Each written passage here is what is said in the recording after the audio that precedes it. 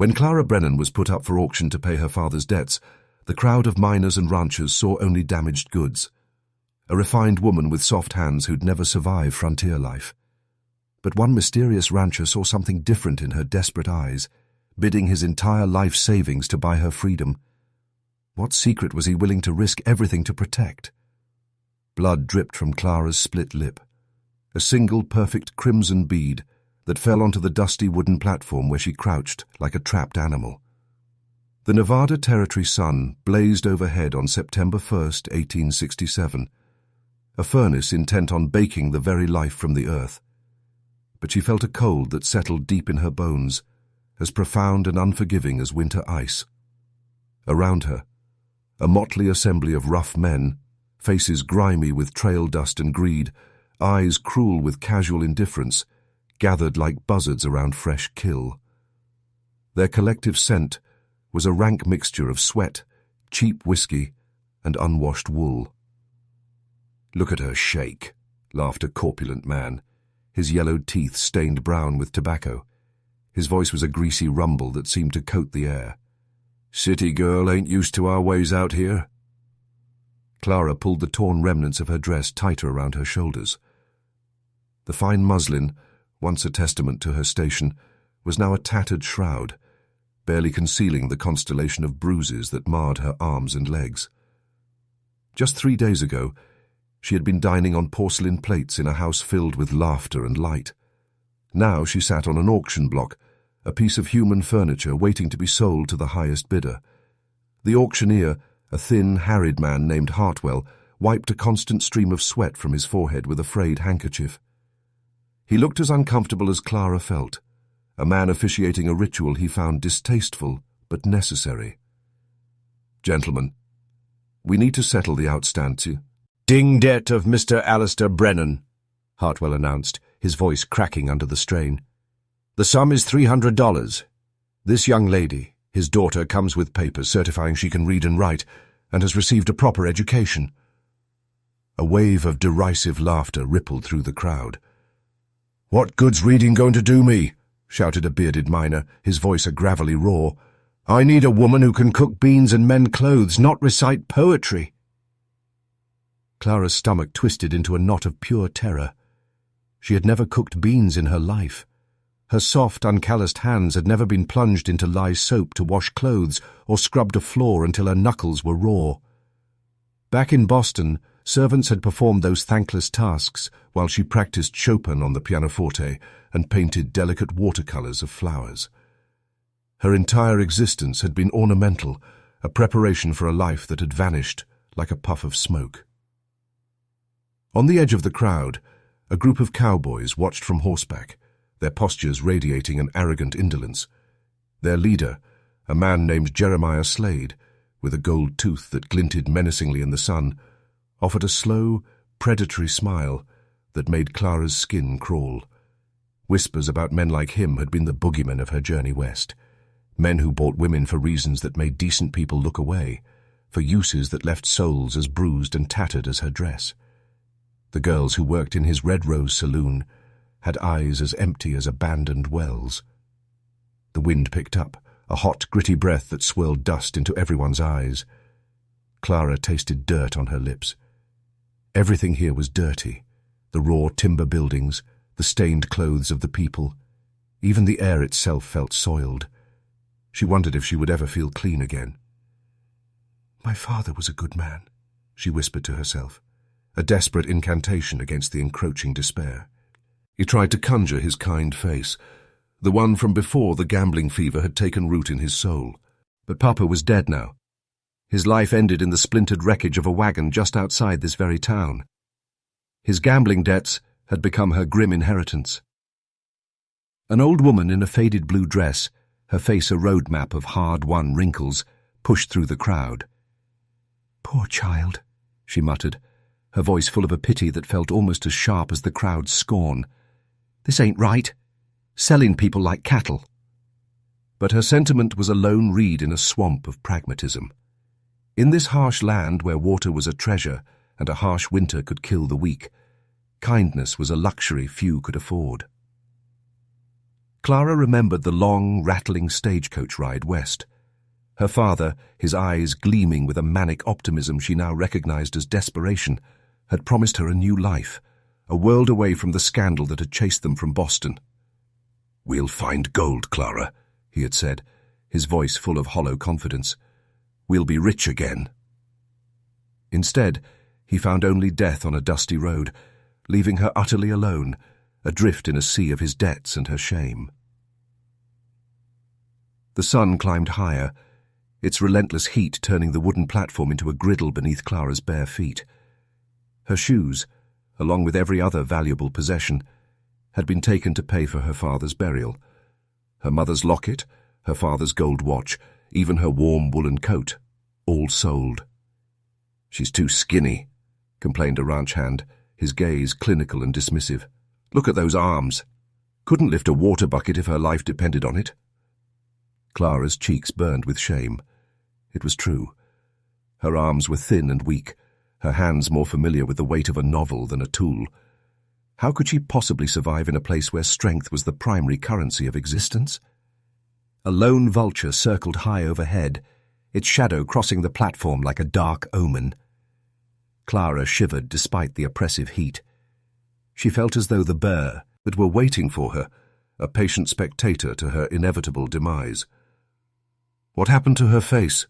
a young cowboy asked, his voice laced with a morbid curiosity as he pointed at Clara's bruised cheek. Hartwell shuffled his papers, his gaze flicking away. "There was some trouble last night. Nothing serious."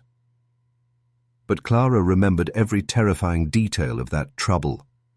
The men, smelling of stale liquor and righteous anger, had come to the room she'd shared with her father.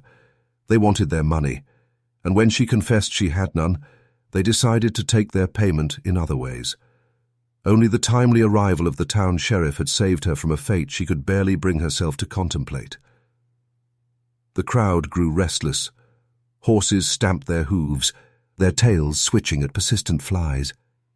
Men fanned their faces with their hats, but Clara sat perfectly still, frozen by a fear so profound it had become a kind of paralysis. Any movement, any sound, might draw the wrong kind of attention. The church bell in the distance chimed noon. Clara's stomach growled, a hollow, aching reminder of her hunger. She hadn't eaten since yesterday morning, and even then it had been only stale bread and water. Her father's creditors had informed her that food cost extra, money she did not have. "Time to start the bidding," Hartwell announced, his voice cracking. "What am I offered for this young woman? She comes with a certificate of good character from her previous employer." The certificate was a lie, a fabrication her father had procured. But Clara said nothing. What was one more lie in a life that had been unraveling into a tapestry of deception? Minutes stretched into an eternity. The sun beat down mercilessly. Clara felt dizzy, her vision swimming. This was it then. This was how her story would end, dying of shame on a wooden platform while strangers bartered for her future. "36. N. A man's deep voice cut through the crowd's murmuring like a sharp knife through butter. "I'll bid $50. Every head swiveled toward the back of the gathering. Clara squinted against the glare, trying to discern the speaker. All she could make out was a tall, broad-shouldered shadow made anonymous by a wide-brimmed hat. The crowd stirred, a collective hum of surprise. $50 was real money in Calico Junction, enough to buy a fine horse or supplies for a month. Men whispered, their gazes shifting between the shadowy bidder and the fragile woman on the block. Hartwell's face brightened. $50. Do I hear 60? 55, called another voice. This one Clara recognized. It belonged to Jeremiah Slade. He sat astride his magnificent black stallion like a king on a throne, his gold-toothed smile a glint of pure malice. Clara's hands began to shake uncontrollably. If Slade bought her, she knew precisely what her life would become. She would rather die. but death was not an option on the menu today. 75, the first voice said, calm and steady. The crowd parted slightly, and Clara got her first clear look at her potential saviour. He was older than Slade, perhaps 40, with sun-weathered skin and steady grey eyes that seemed to see more than the surface of things. His clothes were simple but clean, a working man's attire, a stark contrast to Slade's ostentatious velvet vest and silver conchos. There was a quiet strength in his face, a kindness that reminded her of her father before the shadows had claimed him. 100, Slade counted, his smile widening. He was enjoying this, treating it as a public sport, a display of his power. The grey-eyed man stepped forward, fully into the sunlight. He was tall and lean, with calloused hands that spoke of a life of honest, hard labour. A faint white scar ran along his left jawline, a pale river on a landscape of tanned skin. His horse, a gentle-looking buckskin mare, stood patiently behind him. 150, he said without a flicker of hesitation. A collective gasp went through the crowd.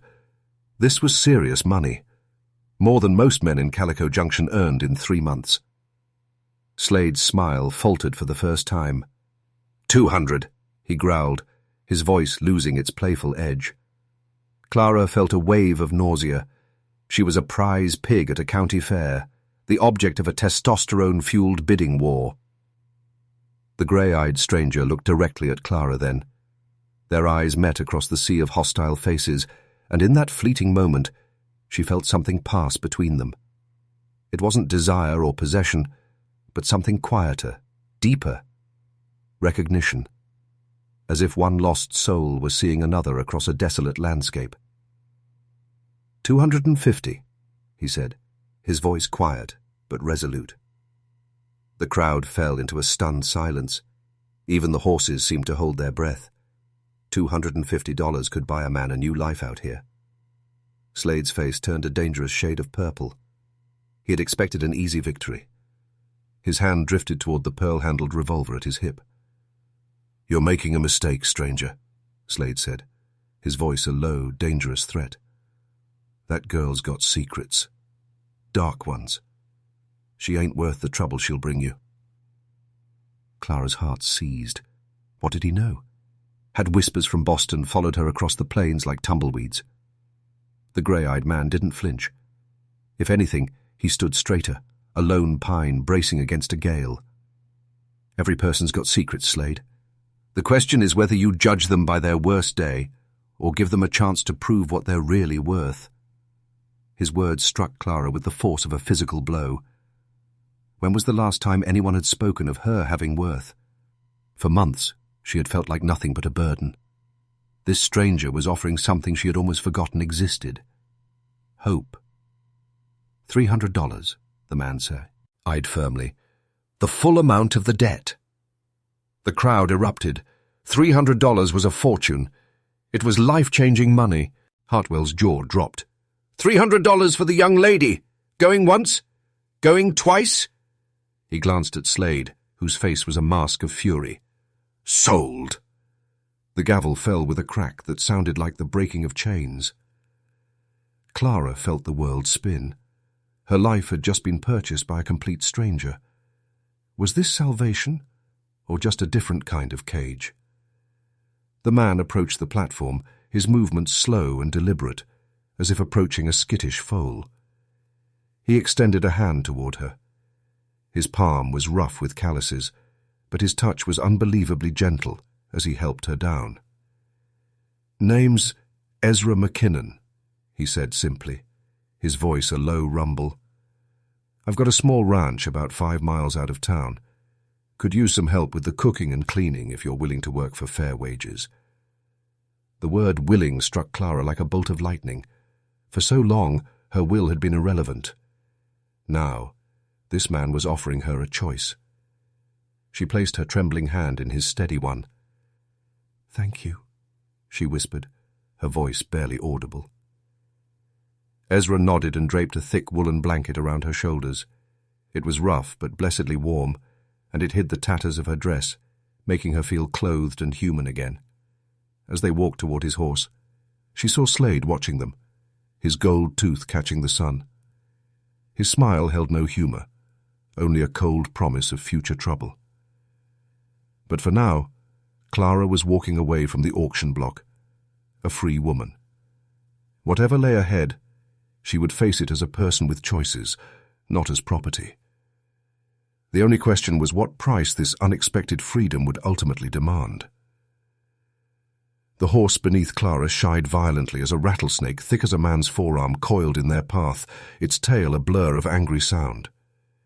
Ezra's strong arm tightened around her waist, a steady anchor keeping her from being thrown as his mare, Daisy, danced sideways on the narrow mountain trail.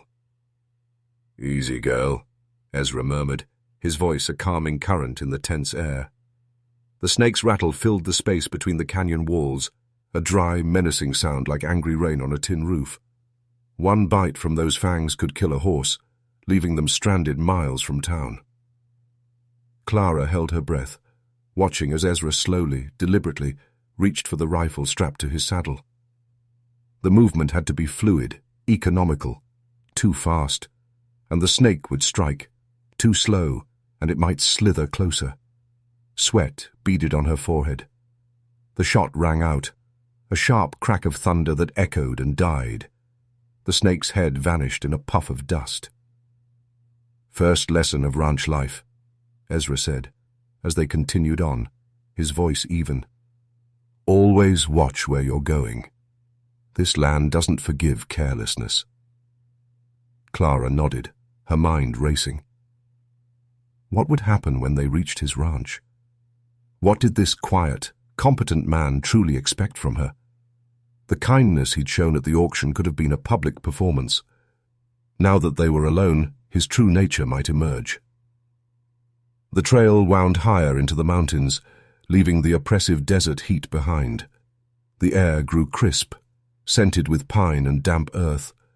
A creek bubbled nearby, the sound of running water making Clara acutely aware of her thirst. "How much further?" she asked. "About 2 miles," Ezra replied. "Ranch sits in a valley between 2 ridges. Good water, decent grazing. My wife, she picked the spot when we first came west." "Wife?" The word landed in Clara's stomach like a stone. What kind of woman would allow her husband to purchase another female at an auction? Was she being brought home as a common drudge, or something far worse? "Your wife," Clara began carefully. "She won't mind you bringing home a stranger." Ezra was silent for so long she thought he hadn't heard. When he finally spoke, his voice was laced with a sorrow so profound it made her own chest ache in sympathy. "Martha passed on 3 years ago. A fever took her and our daughter Annie, both in the same week. I've been living alone since then." The raw pain in his words shamed her for her suspicions. This was not a predator. This was a man hollowed out by grief. Perhaps it was his own deep loneliness that had compelled him to spend his life savings on a stranger. They crested a ridge, and the trail opened into a breathtaking green valley cradled by tall pines. A sturdy log cabin sat near a clear, rushing stream, with a barn and several outbuildings nearby. Cattle grazed peacefully in a fenced pasture. It was an idyllic scene, a peaceful sanctuary carved from the wilderness. But Clara had learned that beautiful places could hide ugly secrets. Ezra helped her down from Daisy with the same gentle respect he had shown at the auction, stepping back as soon as her feet touched the ground. He was, in every gesture, a gentleman. "The house needs a woman's touch," he said, a touch of apology in his voice. "I haven't been much good at keeping things clean. The cooking's gotten pretty simple too, mostly beans and salt pork." "I should warn you," Clara confessed, her hands twisting the blanket nervously. "I'm not very good at housework. Back home, we had servants. I can read and write, and I know some French, but I've never cooked a meal or washed a single shirt." She braced herself for his disappointment. For the moment he would realize his costly mistake. Instead, Ezra smiled, the first genuine smile she had seen from him.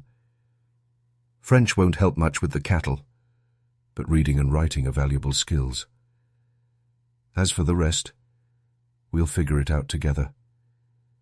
I wasn't born knowing how to ranch. Had to learn everything the hard way. His easy acceptance was a balm to her wounded spirit. He led her to the cabin door, then paused, his hand on the latch. Before we go inside, Clara, I want you to understand something. You're not a slave here. You are not my property. I paid your father's debt because it was the right thing to do, but that debt is settled. You don't owe me anything. You're free to leave any time you want. Clara stared at him, stunned. Leave? But where would I go? I have nothing. That's your choice to make, he said simply. But if you decide to stay, you'll work for fair wages. You'll be treated with respect. You'll have the same rights as any hired hand on this ranch. No man will touch you without your permission. Not even me. Tears welled in Clara's eyes. Freedom. It was a gift so immense she could hardly comprehend it. The cabin's interior was cluttered and dim, smelling of wood smoke, old coffee, and loneliness. It was a space that had been maintained, not lived in. Your room is upstairs, Ezra said, pointing. It was my daughter Annie's. I haven't touched it much since she passed. It might need some airing out, but the bed's good. Clara ascended the narrow stairs, each step taking her further into this strange new life. At the top of the landing, one door stood open to Ezra's messy room. The other was closed. She pushed it open tentatively. The room beyond was small but immaculate, a stark contrast to the rest of the house. A narrow bed was covered with a beautiful hand-stitched quilt. On the far wall was a shelf filled with books, real leather-bound books. Shakespeare, Dickens, a volume of poetry by Elizabeth Barrett Browning. Her fingers, starved for the familiar comfort of literature, traced the spines reverently. Annie loved to read. Ezra's voice came from the doorway. He had followed her quietly. Martha taught her letters when she was just 4. Always had. Her nose in a book. Clara turned, clutching a volume to her chest as if it were a holy relic. You kept her room just as it was. Couldn't bear to change it, he admitted, his gaze distant. Felt like I'd be erasing her. But books are meant to be read, not just looked at. Annie would want someone to enjoy them. The generosity of this gesture, sharing the memory of his lost child with a broken stranger, overwhelmed her. Thank you, she whispered, the words feeling utterly inadequate. After he left, Clara sat on the small bed and opened the book of poetry. The pages fell open to a poem about hope being the thing with feathers. She read the words over and over, letting them sink into her soul like rain into parched earth. Outside, the setting sun painted the valley in hues of gold and rose. For the first time since her father's death, Clara felt a fragile, tentative peace. But she knew that peace in the Nevada Territory was a fleeting thing. Jeremiah Slade had not forgotten his humiliation, and men like him had long memories for vengeance. Smoke rose from the McKinnon Ranch like a black finger of accusation pointing at the sky. Clara stood at the kitchen window, her hands shaking as she watched orange flames devour the barn roof where Ezra stored his winter hay. "Fire!" she screamed, but Ezra was already a blur of motion, running from the pasture, grabbing buckets and shouting orders she couldn't comprehend. The cattle bawled in their pen, their panic a palpable wave of sound. Clara had never fought a fire, but she understood the devastating implications. No hay meant starving cattle. No cattle meant a failed ranch. No ranch meant she would be homeless again, cast back into the world that had almost swallowed her whole. Grabbing the largest pot she could find, she ran for the stream. The icy water shocked her hands, but she barely felt it. By the time she reached the barn, a small bucket brigade had formed, with 2 of Ezra's neighbors, alerted by the smoke, already helping. For 2 hours, He fought the inferno. The fire roared like a living beast, hungry and malevolent. Heat blasted Clara's face, and smoke seared her lungs. Her dress was soaked, her hair had come loose, and every muscle screamed in protest. Just when it seemed hopeless, the wind shifted. The flames turned back on themselves, and slowly, agonizingly, they began to gain ground. By sunset, only the smoking, skeletal ruins of the barn remained. Clara collapsed onto the damp earth, every part of her aching. Ezra sat beside her, his face black with soot. "You did good today," he said, his voice raspy. "A lot of women would have run and hid." "I thought about it," she admitted, her voice hoarse. "But this is my home now, too." The word home surprised her. When had this place, this man, become hers to defend? Tom Bradley, a grizzled old rancher from the next valley, walked over. "Mighty strange how that fire started," he said, looking pointedly at Ezra. "No lightning, and you're too careful a man to leave an ember lying around. Someone set this fire deliberate." Clara's blood ran cold. Slade. The name was a venomous whisper in her mind. "Can't prove it," Ezra said, his jaw tight. "But I'd bet my last dollar you're right." The fire changed everything. The fragile peace was shattered. 3 days later, when they rode into town for supplies, the stares they received were a mixture of sympathy and fear. At the general store, the owner, Mr. Patterson, leaned across the counter. "Slade's been asking questions about your lady friend, Ezra," he whispered. "Wants to know where she came from, what brought her west, offering good money for information." The net was tightening. Slade was digging into her past, looking for a weapon to use against them. "Maybe I should leave," Clara said on the ride home, the words tasting like ash. "If I'm not here, he'll have no reason to bother you." Ezra's hands tightened, bit on the reins. "Running won't solve anything, Clara. Men like Slade feed on fear. You show them you're scared, they'll chase you to the ends of the earth." "But what if he finds out about Boston?" she cried, the secret a burning coal in her chest. "What if he learns about the charges against me?" "Then we'll deal with it when it happens," Ezra said, his voice a bedrock of certainty. "I don't care what you did or didn't do back east. What matters is who you are now." His loyalty was a shield, but it also terrified her. That evening, as they worked together clearing the charred debris of their future, Clara knew she had to tell him everything. Before she could speak, the sound of hoofbeats interrupted. 3 riders were approaching, silhouetted against the lurid sunset. At their head was Jeremiah Slade, his gold tooth flashing like a baleful star. "Get in the house," Ezra said quietly, his hand moving toward the rifle leaning against a fence post. But Clara didn't move. She had run from scandal in Boston, run from the consequences of speaking truth to power. She would not run again.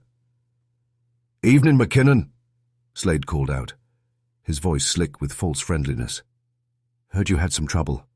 Terrible shame about your barn. What do you want, Slade?" Ezra's voice was flat and cold. "Just a friendly conversation with your house guest," Slade replied, his gaze locking onto Clara. "See, I've been doing some research, found out some mighty interesting things about Miss Clara Brennan. Or should I say, Miss Rebecca Morrison. Or perhaps Miss Elizabeth Hayes. Seems she's got more names than a traveling salesman." Clara's world tilted. He knew. "Turns out our refined lady is wanted back east for embezzlement," Slade continued, savoring each word. $5,000 stolen from her employer. According to the wanted posters, that's a hanging offense in some territories. The words were a physical assault. He had found Charles Whitman's lies and was now wielding them as a weapon. But this time, she was not alone. Ezra stepped forward, placing himself between Clara and the mounted men. "I don't care what papers you're waving around. This is my land, and she's under my protection." Slade's smile was triumphant. "Protection won't help her when the federal marshals come calling. And they will come, McKinnon. I've already sent word to Denver about your little fugitive. The past had finally caught up to her, its claws digging deep. But as she looked at Ezra's unwavering stance, at the man willing to face down 3 armed men to defend her honor, Clara realized something profound had shifted within her. The helpless girl from Boston was gone. In her place was a woman who was finally ready to fight. The blizzard struck 3 days before Christmas, a white fury that descended from the mountains and imprisoned them in the cabin. Snow piled against the windows, and the wind howled with a mournful, human-like voice. The world outside had ceased to exist. But the storm raging outside was nothing compared to the one brewing within the cabin's walls. For 2 weeks, ever since Slade's visit, an unspoken tension had stretched between them, thick and suffocating. Clara knew Ezra was waiting for an explanation. He knew she was hiding a truth that could destroy them both. "Coffee's ready," she said, her voice sounding small against the wind's roar. It was a poor substitute made from roasted acorns, but it was hot.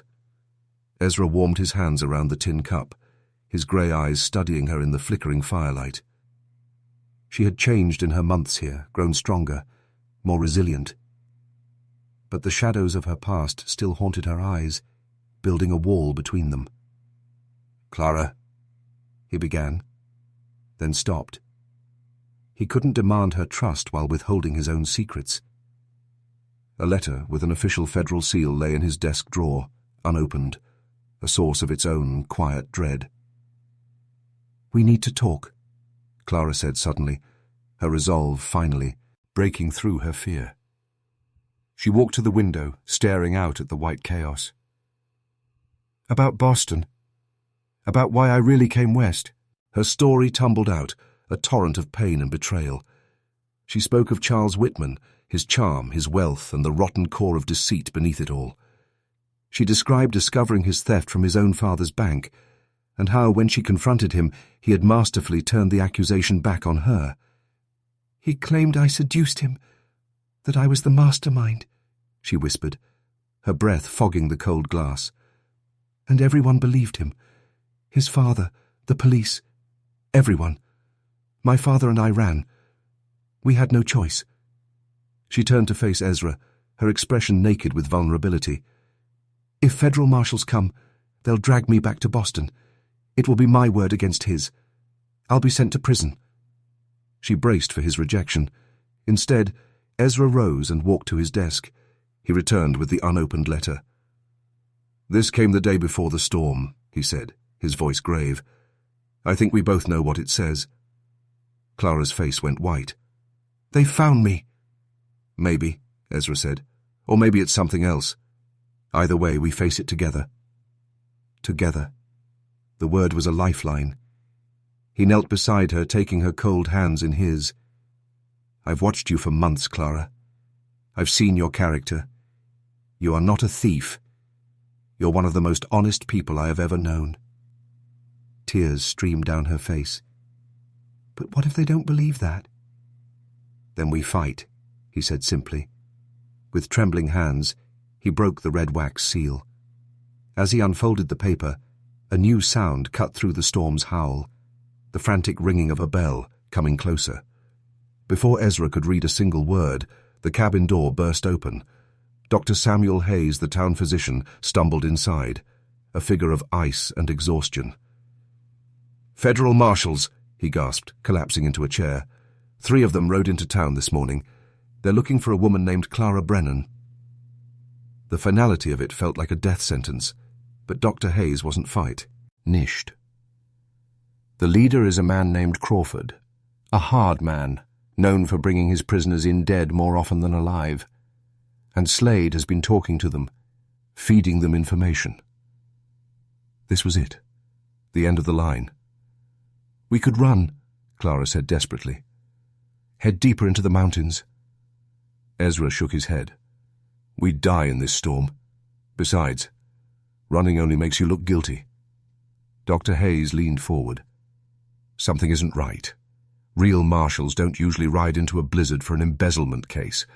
They'd wait, unless they aren't real marshals. The idea was a shocking spark of light in the darkness. What if Charles, desperate to silence her, had hired private thugs to pose as lawmen and drag her back outside the legal system? "That gives us an advantage," Ezra said, a new energy in his voice. He looked down at the letter in his hand and quickly scanned its contents. His expression was one of bewilderment. "It's not about you," he said slowly. "It's a notice that my brother died in Denver. He left me his share in a silver mine." The relief was dizzying, immediately replaced by a surge of adrenaline. The men coming for her were not lawmen.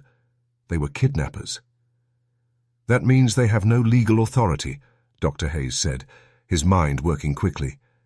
"We can turn this around. Expose their deception." As the storm outside began to weaken, a plan formed within the cabin's warm walls. They would not cower or run. They would set a trap. For the first time since the nightmare began, Clara felt a surge of strength. She was not a victim waiting for her fate. She was a woman preparing to fight for her life, with two good men standing beside her. As dawn broke, clear and cold, the three fake marshals rode into the ranch yard, expecting to find a frightened woman. Instead, gunfire erupted from three hidden positions. "Drop your weapons," Ezra shouted from behind an earned wagon. "You're surrounded!" The leader, Crawford, wheeled his horse, his cheap badge glinting. "We're federal marshals. Stand down." Clara crouched behind a woodpile, an old rifle clutched in her hands. Her heart hammered, but her resolve was firm. This was her home. These were her friends. She would not let them be harmed. Stepping into the open, she leveled the rifle. "I'm Clara Brennan," she called out, her voice clear and steady. "If you want me, first you'll answer a question. Who hired you?" The men hesitated, their deception exposed by her directness. After a tense standoff, their unity fractured. One of the younger men, unwilling to die for his paycheck, turned and fled. Crawford, his face a mask of fury, made a desperate move for his gun. But Ezra was faster. A single shot from his rifle sent Crawford's pistol flying into a snowbank. The fight was over. 6 months later, an ivory silk wedding dress lay spread across Clara's bed like captured moonlight. The next day, she would marry Ezra McKinnon, not out of debt or necessity, but out of a love that had been forged in fire and tempered by hardship. A knock came at her door. It was a woman, elegantly dressed with kind, familiar eyes. "Miss Brennan," she said, her voice gentle. "I am Margaret Whitman. I believe you knew my son, Charles." Clara froze. It was the ghost from her past, materialized on the eve of her future. "Please don't be frightened," Margaret said. "I've come to apologize. For my son's lies, for the pain he caused you, for my own blindness." She laid a folder on the table. Inside was the proof of Charles's massive embezzlement and a full confession he had made upon his capture. "He is in prison, Clara. Your name is cleared." Margaret then presented her with a small velvet box. Inside lay a string of exquisite pearls. These were meant to be Charles's wedding gift to his bride. He is not worthy of a bride, but you are worthy of every good thing. You have a courage my son could never comprehend. From the window, Clara would see Ezra below, laughing with the neighbors as they set up for the celebration. Her heart swelled with a love so profound it was almost painful. Margaret's final gift was a document bearing the official seal of the governor of Massachusetts. It was a full and unconditional pardon. "You are free, my dear," Margaret said, kissing her forehead. "Truly free." After she left, Clara sat holding the pearls, the pardon, and the promise of tomorrow. A year ago, she had been sold like chattel. Now, she was a woman of value, loved and respected. Ezra had bid $300 for her freedom, but what they had built together was priceless. Her story hadn't ended on that dusty auction block. It had begun there. The girl who was bought had become a woman who chose her own destiny, and that transformation was worth more than all the gold in the Nevada Territory.